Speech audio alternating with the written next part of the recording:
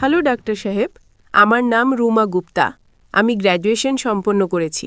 আমার প্রশ্ন হলো, যদি একজন মুসলিম ছেলে এবং একজন হিন্দু মেয়ে বিয়ে করে এবং যদি এমন হয় যে সেই মুসলিম ছেলেটি হিন্দু মেয়েটির ঘরে নামাজ পড়ে আর সেই হিন্দু মেয়েটি ছেলের ঘরে গিয়ে পূজাও করে, তবে এটা কি জায়েজ নাকি না জায়েজ?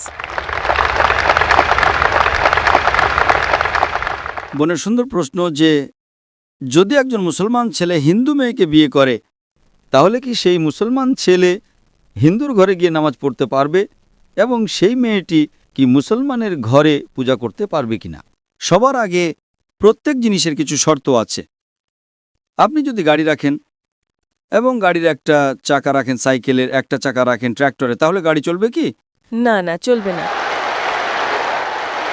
হয় চারটেই সাইকেলের করে দিন অথবা চারটে ট্র্যাক্টরের দিন। এই কারণে কোরআনে আয়াত আছে সূরা বাকারার সূরা নম্বর 2 আয়াত নম্বর 221-এ আল্লাহ তাআলা বলছেন যে আপনারা মুশরিককে বিয়ে করতে পারবেন না যতক্ষণ না সে ঈমান আনে। মানে যে অমুসলিম এবং শিরক করছে তাকে আপনি বিয়ে করতে পারবেন না যতক্ষণ না সে ঈমান আনে। এবং একজন ঈমান আনা নারী, একজন মুমিন নারী দেখতে যতই কুৎসিত হোক না কেন, সে একজন মুশরিক নারীর চেয়ে উত্তম।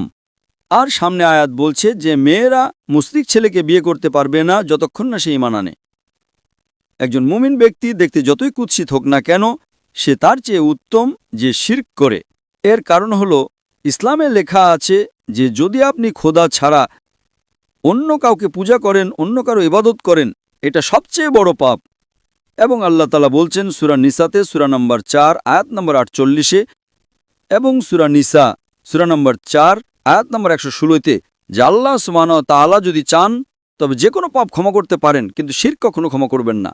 যদি একজন মানুষ মুশরিক অবস্থায় মারা যায় তবে আল্লাহ সুবহানাহু ওয়া তাআলা কখনোই তাকে ক্ষমা করতে পারেন না। কারণ মুশরিক সেই ব্যক্তি যে শিরক করে, এবং এটা সবচেয়ে বড় পাপ। কারণ আমাদের স্রষ্টা, আমাদের মালিক, আমাদের ঈশ্বর, আমাদের খোদা, আমাদের ভগবান, যদি আমরা তাকে গালি দিই, এটা সবচেয়ে বড় পাপ। যিনি এই দুনিয়ায় আমাদের এই সব কিছু দিয়েছেন, আমাদের এই সব কিছু দিয়েছেন, যদি আমরা তাকে গালি দিই, তিনি ছাড়া অন্য কারো ইবাদত করি, এটা শিরক হলো। তো তা ইসলামে অনুমতি নেই যে একজন মুসলিম ছেলে বা মেয়ে কোনো মুশরিক ছেলে বা মেয়েকে বিয়ে করবে, এই অনুমতি নেই। যেখানে প্রশ্ন হলো যে একজন সাধারণ মুসলমান হিন্দুর ঘরে নামাজ পড়তে পারে কিনা। যদি তার সামনে কোনো মূর্তি না থাকে তবে সে যে কোনো জায়গায় নামাজ পড়তে পারে, যদি জায়গাটা পরিষ্কার হয়। আমাদের রাসূল মুহাম্মদ সাল্লাল্লাহু আলাইহি সাল্লাম বলেছেন যে পুরো পৃথিবী, পুরো জমিন মুমিনের জন্য মসজিদ।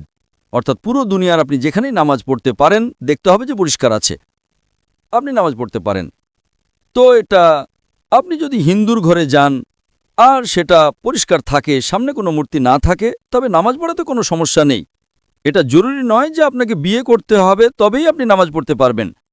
বিয়ে করার দরকার নেই, নামাজ পড়ার আছে, যদি পরিষ্কার জায়গা হয় তবে কোনো সমস্যা নেই। তাই বিয়ের জন্য শর্ত হলো যে দুজনেরই ঈমান থাকতে হবে। আর যদি আপনি হিন্দু ধর্ম পড়েন তবে হিন্দু ধর্মীয় কিতাবেও এটাই লেখা আছে, যা আমি আগে পেশ করেছি ভাই সাহেবের প্রথম প্রশ্নে। আর আমি বলেছি যে হিন্দু ধর্মেও এটাই লেখা আছে, সেই ঈশ্বরের, সেই ভগবানের, সেই খোদার কোনো প্রতিচ্ছবি নেই, কোনো মূর্তি নেই, কোনো ফটোগ্রাফ নেই, কোনো পেন্টিং নেই, কোনো পোর্ট্রেট নেই, কোনো আইডল নেই, কোনো স্ট্যাচু নেই। যদি এটা মেনে নেন যে কমপক্ষে যা এক হিন্দু এবং ইসলামের ধর্মীয় কিতাবে, কমপক্ষে তার উপর আমল করেন, তাহলে আমাদের অধিকাংশ সমস্যা দূর হয়ে যাবে। যা এক নয় তা কাল আলোচনা করতে পারি। আর যদি গবেষণা করেন, হিন্দু ধর্মের কিতাব পড়েন এবং ইসলাম ধর্মের কিতাব পড়েন, উভয়টিতে লেখা আছে খোদা এক। উভয়টিতে লেখা আছে যে খোদার কোনো প্রতিচ্ছবি নেই। উভয়টিতে লেখা আছে যে খোদা ছাড়া অন্য কারো ইবাদত করা উচিত নয়। উভয়টিতে লেখা আছে যে শেষ পয়গম্বর মুহাম্মদ সাল্লাল্লাহু আলাইহি সাল্লাম। উভয়টিতে লেখা আছে যে মদপান করা উচিত নয়। আমি সূত্র দিতে পারি। আর আমি একটা লেকচার দিয়েছি, ইসলাম ও হিন্দু ধর্মের মধ্যে সাদৃশ্য, ইসলাম ও হিন্দু ধর্মের মিল। দুটো কিতাব আপনি যদি পড়েন, কোরআন মাজিদে সূরা মাইদা সূরা নম্বর 5 আয়াত নম্বর 90 লেখা আছে যে মদপান করা হারাম। মনুস্মৃতি অধ্যায় নম্বর 9 শ্লোক নম্বর 225 পড়বেন, তাতে লেখা আছে মদপান করা হারাম। কোরআনে লেখা আছে সূরা মাইদা সূরা নম্বর 5 আয়াত নম্বর 3, সূরা বাকারা সূরা নম্বর 2 আয়াত নম্বর 173, সূরা আনআম সূরা নম্বর 6 আয়াত নম্বর 145 এবং সূরা নাহাল অধ্যায় নম্বর 16 আয়াত নম্বর 115-তে حرمت عليكم الميتة والدم ولحم الخنزير وما أهل لغير الله به যে আপনাদের জন্য হারাম মৃত মাংস, রক্ত, শূকরের মাংস এবং সেই খাবার যার উপর আল্লাহ ছাড়া অন্য কারো নাম নেওয়া হয়েছে। আপনি হিন্দু ধর্মীয় কিতাব পড়বেন, তাতেও লেখা আছে যে শূকরের মাংস খাওয়া হারাম। যদি আপনি গবেষণা করেন, অনেক সাদৃশ্য আছে। ইসলাম ধর্মীয় কিতাবে লেখা আছে, কোরআনে সূরা নূরে সূরা নম্বর 24 আয়াত নম্বর 30 এবং 31-এর মধ্যে হিজাব সম্পর্কে। আর নারীকে আলহামদুলিল্লাহ হিজাবে থাকা উচিত, মাথা থেকে ঢাকা থাকা উচিত তার শরীর, শুধু যা দেখা যেতে পারে তা হল মুখমণ্ডল এবং হাতের তালু পর্যন্ত। আপনি যদি হিন্দু ধর্মের কিতাব পড়েন, ঋগ্বেদ বুক নম্বর 8-এ লেখা আছে এবং ঋগ্বেদ বুক নম্বর 10-এও লেখা আছে যে নারীকে নিজের মাথার আঁচল মুখের উপর ফেলা উচিত। ঋগ্বেদও লেখা আছে যে যখন পুরুষকে দেখবে তখন দৃষ্টি নিচু করা উচিত। এটা কুরআন মজিদে লেখা আছে সূরা নূর সূরা নম্বর 24 আয়াত নম্বর 30 এবং 31-এ যে যখনই কোনো নারী পুরুষকে দেখে যে তার স্বামী বা নিকটাত্মীয় নয়, এবং যখনই কোনো পুরুষ কোনো নারীকে দেখে আর নিকটাত্মীয় নয়, তখন তাকে দৃষ্টি নিচু করা উচিত। তো এভাবে আপনারা গবেষণা করবেন, যে সাদৃশ্যগুলো আছে তার উপর তো আমল করুন। তো হিন্দু এবং ইসলাম ধর্মের সাদৃশ্য আছে যা ধর্মীয় কিতাবে লেখা আছে, কিন্তু আফসোসের বিষয় হল যে ধর্মের ঠিকাদাররা এই জিনিসের উল্লেখই করে না। কেন? এই জন্যই আমি সূত্র দেই।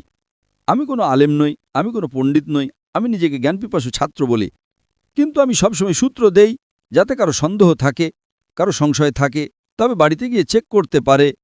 অথবা ইন্টারনেটে যান, আপনি টাইপ করুন, বেদও ইন্টারনেট ওপর আছে, কোরআনও ইন্টারনেট ওপর আছে, টাইপ করুন, রেফারেন্স টাইপ করুন, আপনি সূত্র পেয়ে যাবেন। তো তাই গাড়ি চলার জন্য দুজনেরই নিয়মকানুন যেটা হওয়া উচিত সেটাই হওয়া উচিত। এজন্য দুজন মানুষই মুমিন হওয়া জরুরি। Hope that answers the question.